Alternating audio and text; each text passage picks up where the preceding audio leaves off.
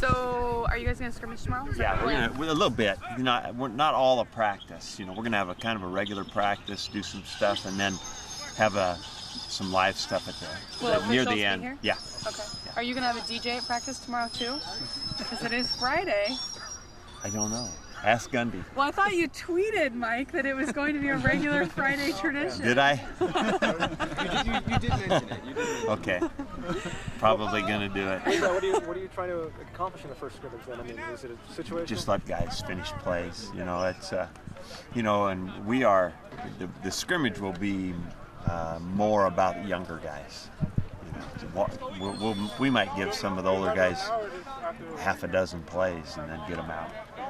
So, Howtown broke his hand on Tuesday? Yeah. Surgery. Jeez.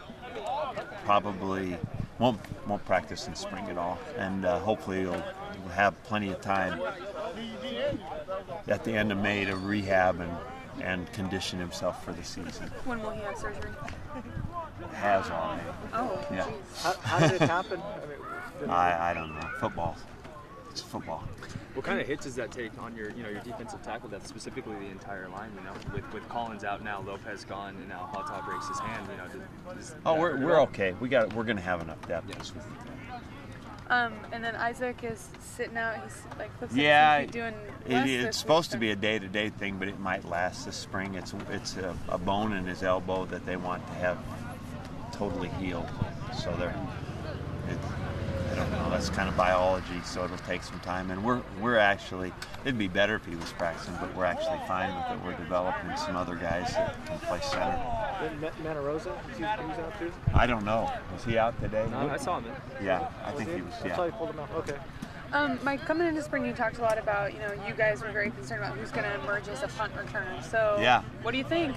Well, I think we have good candidates that have big shoes to replace. I think that I really like Rashad and Brandon Cooks and Teron Ward. They've been doing it, and then two new guys. Hasty is a good punt returner.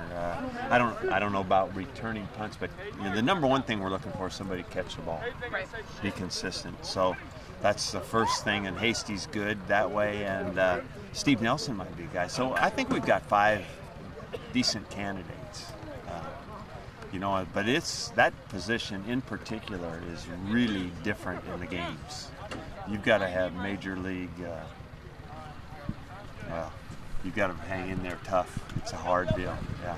The other thing you had talked about a lot was, leaders who are going to emerge as vocal leaders. Has anyone stood out to you besides the obvious candidates? I mean, Cooks, Rashad, Michael Doctor. Is there anyone else that's really sticking out to you? Or in team meetings? I think a great leader by example right now is Ryan Murphy. I really, really think he's having a great spring. And I think both of those outside linebackers can be those guys. And I think another guy by example is Dylan Wynn. He's been around here a long time now, so I think I think if Scotty Crichton was practicing, he'd be the same way. I think Grant Inger quietly is a real good leader offensively. And I think Michael Phillip looks like he's playing the best ball of his career. So that's, whatever that is, leadership or not, that's a good sign. And then, I think a guy like Storm is contagious, and I think Teron Ward and Storm are really having great springs right now. So is part of that with Storm, he's so charismatic too? I think for sure, and having the chance to step forward as a freshman has been really good for him entering into this new year. You've talked about it in your phoner before the spring practice started, but Trent Bray added him to the staff. Yeah. Just making that official and kind of locking him up because the players love him. The linebackers really responded well to him. Yeah, they did. I think that that was just a very good picture that we had defensively from my eyes, and so to be able to continue that, I think is a very good deal. Why do you think the players kind of have bonded with his coaching style? What do you see from him? First of all, I think I see a football net. He loves football, and I think the players know that he can help them. I think that's the first thing they.